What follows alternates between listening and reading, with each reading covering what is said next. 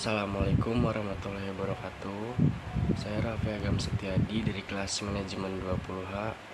Di sini saya akan mempresentasikan laporan studi kelayakan bisnis tentang usaha kuliner di Ajar Ngopi. Bab 1, pendahuluan. A. Latar belakang. Saat ini bisnis kopi adalah bisnis yang cukup menggiurkan karena di masa ini kopi bukan lagi kebiasaan untuk menghilangkan kantuk, tapi sudah menjadi lifestyle. Kedai, warung, atau tempat kopi menjamur sekarang. Ada yang skalanya kecil, hanya sebatas warung di ujung gang dengan kursi-kursi panjang, atau kedai dekat kampus dengan layanan wifi yang cepat, hingga tempat kumpul-kumpul keren yang ada di mall, hotel berbintang, maupun kafe-kafe di jalan utama. Kopi bisa didapatkan dengan sangat mudah. Di satu jalan di Karawang yang panjangnya tak lebih dari 5 km pun bisa ditemukan 5-6 bahkan 10 warung kopi. Herannya semua kafe itu laku semua. Nah, 10 tahun lalu hanya ada beberapa kafe-kafe berkelas yang pemiliknya membeli franchise dari luar seperti Starbucks, Coffee Bean, dan kafe-kafe yang berasal dari Indonesia. Namun, sekarang kafe tidak hanya buka di mall atau hotel berbintang saja, tetapi mereka makin mendekati konsumennya seperti berjualan di jalan-jalan strategis, di dalam atau di luar perumahan elit, kampus, rumah sakit, atau tempat-tempat keramaian lainnya. Terlepas dari minum kopi yang sudah menjadi lifestyle, bisnis kopi menjadi peluang besar di Indonesia. Berbisnis kopi di Indonesia sendiri tidak akan kesusahan untuk mencari bahan baku utama yang berupa kopi, karena Indonesia sendiri adalah penghasil biji kopi terbesar ketiga setelah Vietnam dan Brazil. Saat ini rata-rata konsumsi kopi di Indonesia bahkan mencapai 685.000 ton per tahun, atau 8,9% penduduk di Indonesia yang mengkonsumsi kopi. Indonesia sendiri juga sudah mengekspor produk olahan kopi yang tersebar ke negara tujuan ekspor seperti Filipina, Malaysia, Thailand, Singapura, Cina, bahkan sampai Uni Emirat Arab. Nah, hal ini dimanfaatkan oleh pasangan yang bernama Niko Valiandro dan sang istri Indri Dwijayanti sebagai peluang usaha dalam membuka kedai kopi bernama Diajar Ngopi yang didirikan pada tahun 2017. Rumusan masalah. 1. Apa saja aspek-aspek bisnis yang terdapat dalam usaha ini? 2. Bagaimana sih usaha ini dapat berjalan dengan baik? 3. Berapa pendapatan yang diperoleh dari usaha ini? C. Tujuan. 1. Mengetahui apa saja aspek yang terdapat pada usaha Diajar Ngopi. Yang kedua, mengetahui bagaimana usaha ini dapat berjalan dengan baik. Dan yang ketiga, mengetahui pendapatan yang diperoleh dari usaha Diajar Ngopi. Nah, di sini terdapat strategi bauran pemasaran yang termasuk dalam aspek pasar dan peluang pasar. Yang pertama ada produk. Diajar Ngopi menyediakan berbagai macam jenis minuman berbahan dasar kopi. Bukan cuma kopi tapi ada teh, susu, es krim, serta beberapa makanan ringan seperti kentang goreng, dimsum, spaghetti, roti bakar, dan masih banyak lagi. Nah, Diajar Ngopi sendiri terletak di Jalan Bina Marga nomor 8, Desa Jomin Barat, Kecamatan Kota Baru, Karawang. Dengan letak tempat berada di dalam sebuah gang yang kurang strategis. Nah, tapi dengan promosi yang dilakukan serta nama yang sudah tidak asing di kalangan anak muda, banyak konsumen yang datang. Jadi walaupun ada di gang sempit itu nggak ngaruh buat Diajar Ngopi karena emang promosinya gencar.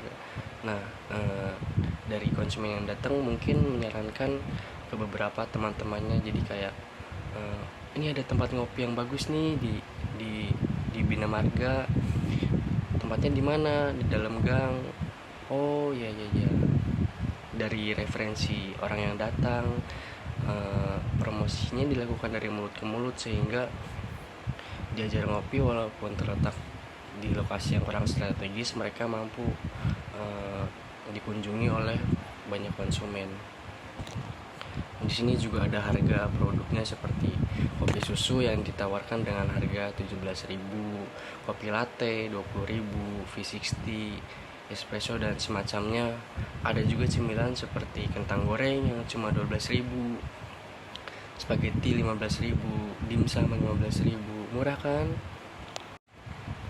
Nah, berikutnya ada di dalam aspek finansial terdapat kebutuhan modal, investasi dan modal kerja.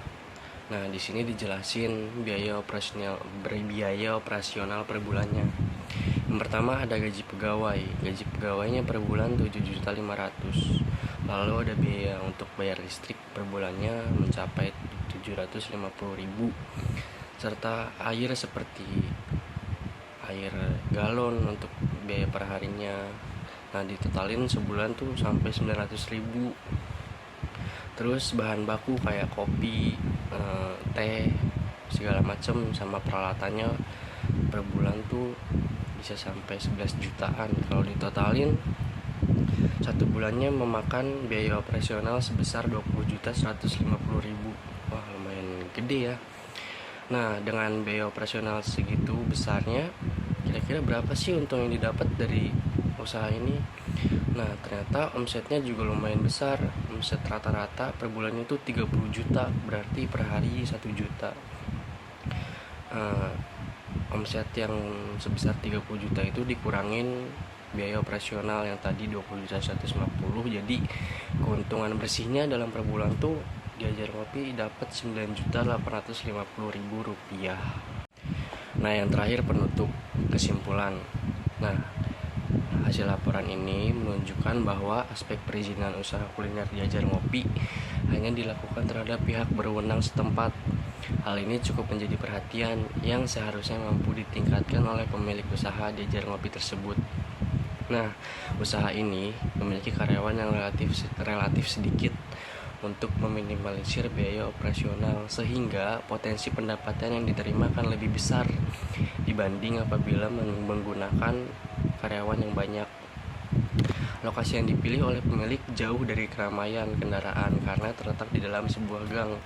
Jadi ya jauh tuh dari kata berisik, bahkan bisa dibilang sunyi. Enak deh buat nongkrong.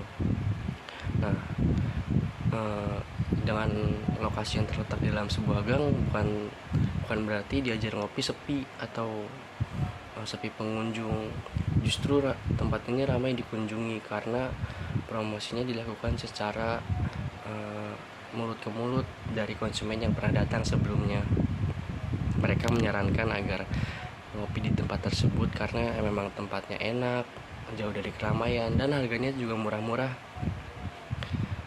Pemilik memperhatikan aspek-aspek bisnis dengan segala macam pertimbangan yang telah dilakukannya, sehingga usaha ini dapat berjalan dengan lancar dan sudah memasuki tahun kelima. Wow, usaha seperti ini sampai 5 tahun berjalan. Semoga dengan dibuatnya laporan kegiatan usaha ini dapat menambah pengetahuan tentang kegiatan usaha yang dilakukan oleh para pelaku usaha, khususnya usaha kecil yang ingin berkembang. Nah, saran dari saya, setelah dilakukan wawancara langsung dengan pemilik kedai kopi Diajar Ngopi, saya menyarankan agar usaha ini dapat lebih memperhatikan aspek legalitas, khususnya perizinan usaha.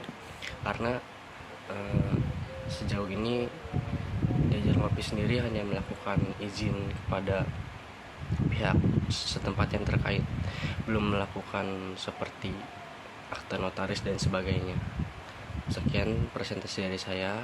Apabila ada kekurangan, mohon maaf. Wassalamualaikum warahmatullahi wabarakatuh.